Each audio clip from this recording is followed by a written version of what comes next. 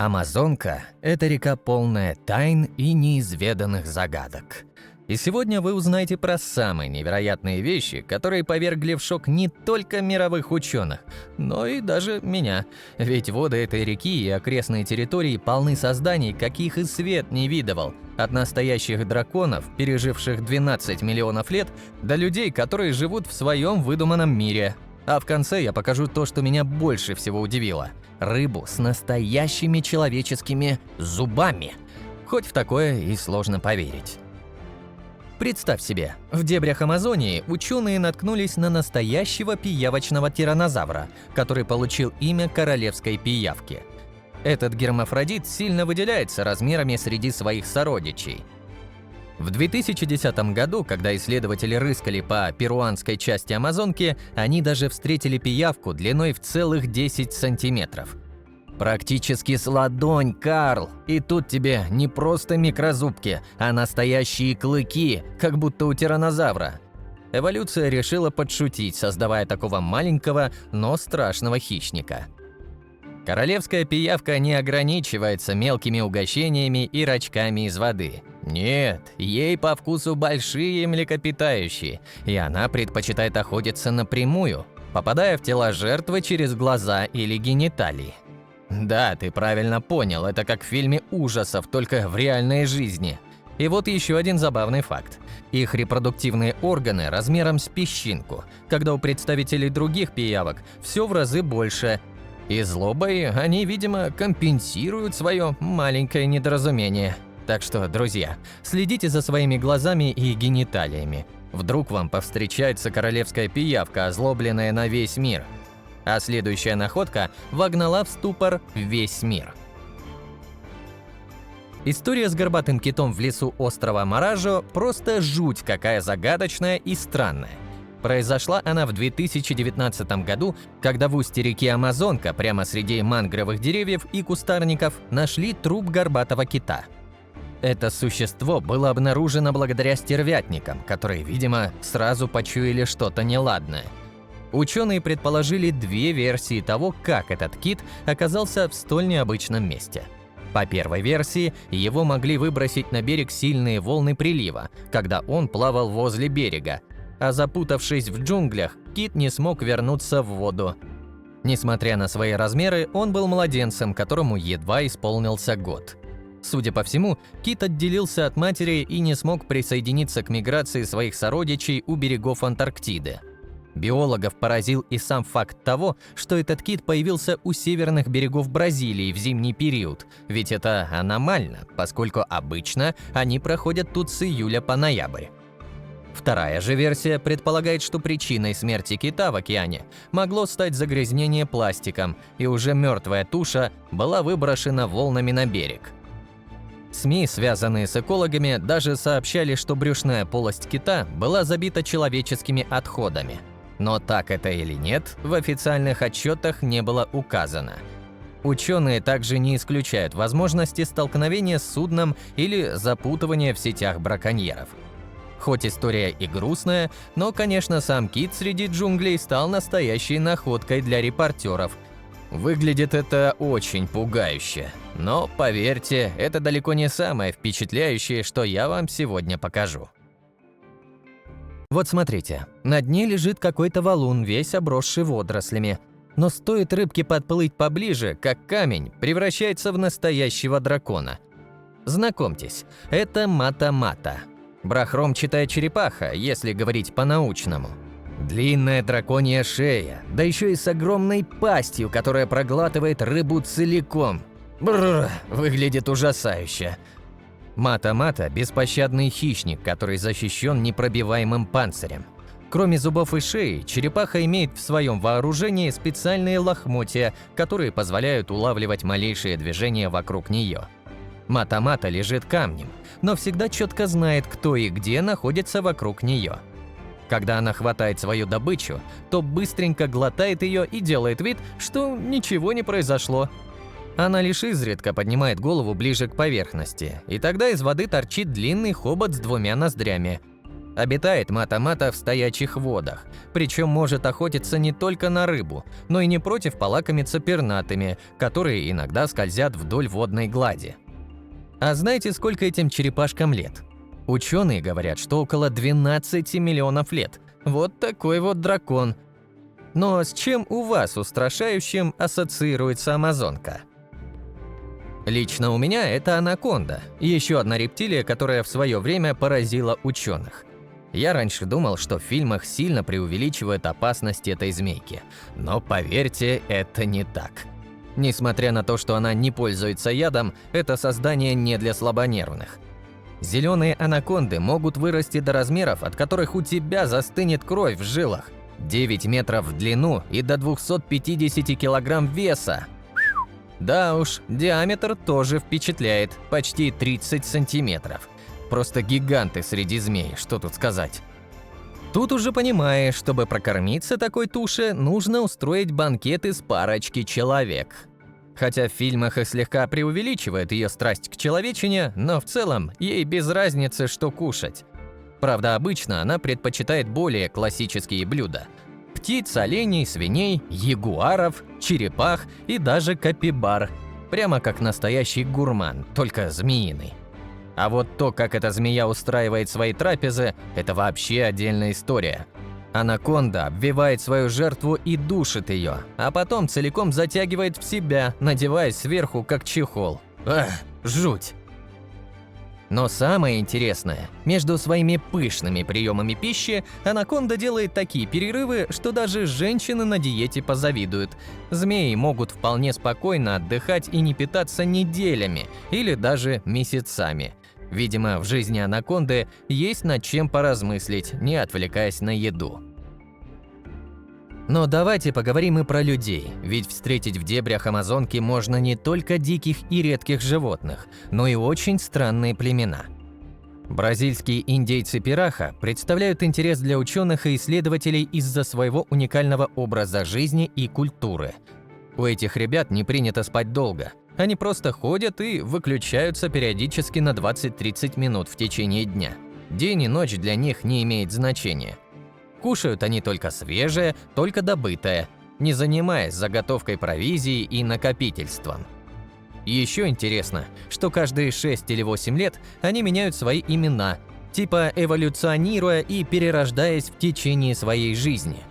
У них нет какой-то веры или религии, они не знают многих человеческих эмоций, вроде страха, зависти или гнева. Они считают себя частью леса, чем-то самим собой разумеющимся. Впервые племя пираха нашли в 1977 году, когда американский проповедник, а по совместительству энтограф и лингвист Дэниел Эверетт путешествовал по дебрям Амазонки в надежде обратить в свою веру местные племена. Когда парень встретил племя пираха, его мировоззрение изменилось. Он увидел абсолютно беззаботных людей, которые жили в полной гармонии с природой. Дэниел не просто отказался от попытки навязать им свою веру, а сам остался с этим племенем, в надежде обрести то же счастье, что и эти ребята, ведь у них нет ни прошлого, ни будущего, лишь жизнь в настоящий момент. Но поговорили про хорошее, давайте вернемся к ужасающему. Если ты когда-то смотрел фильм «Пираньи», то знаешь, что эти рыбки могут превратить человека в лохмотья за пару минут. Пираньи – настоящие звезды амазонского ужастика. Особенно краснобрюхая пиранья, которая доминирует в водах Амазонки и близлежащих регионах. Эти рыбки очень неприхотливые хищники, не имеющие предпочтений в еде. Они могут съесть своих сородичей, червей, ракообразных или насекомых. Хотя в кино пираньи часто представляются как свирепые хищники, на самом деле это немного преувеличено. Чтобы быть в безопасности, пираньи предпочитают мелководье. Они не так часто охотятся в больших группах, как это показывают в голливудских фильмах. Несмотря на свои скромные размеры, чуть более 30 сантиметров в длину и не более 2 килограмм весом, рыба представляет серьезную опасность. Она, конечно, не сожрет человека в одиночку, но покалечить вполне сможет. Среди местных рыбаков это считается профессиональным риском. У абсолютного большинства есть шрамы от этих милашек. Но еще более необычное чудовище, которое можно встретить в глубинах Амазонки, это электрический угорь. Хотя название этого чуда скорее вводит в заблуждение, ведь это существо больше похоже на черную нож и рыбу. А вот часть про электричество вполне правдива. Шарахнуть током может очень даже нехило. Да и размеры впечатляют. Эти рыбины вырастают до 2 метров, весят до 20 килограмм, и у них достаточно стильная расцветка с оранжевым или желтым брюшком. Но не позволяй этому цветовому разнообразию сбить тебя с толку. Эти угри реально смертельно опасны для человека. Разряд, который выдают эти создания, достигает 600 вольт, убивая мгновенно. Даже если просто потеряешь сознание, то банально утонешь в воде. Местные очень опасаются этих угрей, ведь есть уже достаточное количество жертв. Рыбка просто подплывает, стараясь сделать дугу из своего тела, помещая жертву между ними, замыкая последующий разряд между головой и хвостом. Даже минимальное электрическое воздействие парализует нервную систему, не оставляя шансов противнику. На этот разряд приплывают и другие угри, которые также начинают бомбардировать молниями, пока добыча не перестанет двигаться. У этих ребят очень плохое зрение, поэтому иногда они выбрасывают разряды просто на предупреждение, создавая вокруг себя наэлектризованный ореол. Но если угорь вас не впечатляет, то что вы скажете про этого рыбозавра? Бррр, посмотрите на это чудище, которое называют арапаима. Увидеть такую рыбину – настоящее испытание для нервной системы. Она просто гигантская, до 3 метров в длину и весом до 100 килограмм. Хотя некоторые особи бывают в 2 раза больше. И вот что интересно, когда видишь такого монстра, невольно представляешь, как он ест людей на завтрак. Но нет, арапаима не людоед. Она предпочитает фрукты, семена, мелких птиц. Арапаима широко открывает свой рот, создавая вакуум и засасывая все, что ей под нос попадется. Своими зубами и костным языком она измельчает пищу, прежде чем отправить ее в живот. В неволе их кормят фруктами, креветками и кальмарами. Кажется, что кроме людей, они едят практически все. Интересно, что арапаима откладывает яйца и строит гнезда в грязи на берегу во время снижения уровня воды. Мальки могут развиваться только 3 месяца, потом они уже слишком вырастают для мелководья. Но раз мы говорим про речных монстров, то к следующим надо подготовиться. Можете себе представить помесь рыбы и саблезубого тигра? Нет, а природа смогла. Встречайте, великая и ужасная паяра. Когда я впервые увидел фотографии этой штуки, то решил, что это какой-то арт или фотошоп. Но нет, это настоящий хищник среди рыб, который целую жизнь посвящает поиску пищи. Паяра – настоящий ужас Амазонки. Она ненавидит всех вокруг, если они не являются ее угощением. Разумеется, у нее нет друзей, ибо агрессия у нее в крови.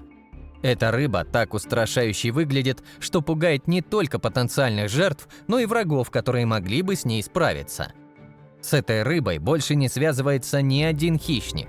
Она фактически вершина местной пищевой цепочки. Размеры тоже внушительные. Она может вырасти до 1 метра в длину и весить от 15 до 18 килограмм, питаясь при этом половиной собственного веса за раз. Так что если когда-нибудь решитесь отправиться в путешествие по Амазонке, лучше держаться подальше от этого жуткого создания.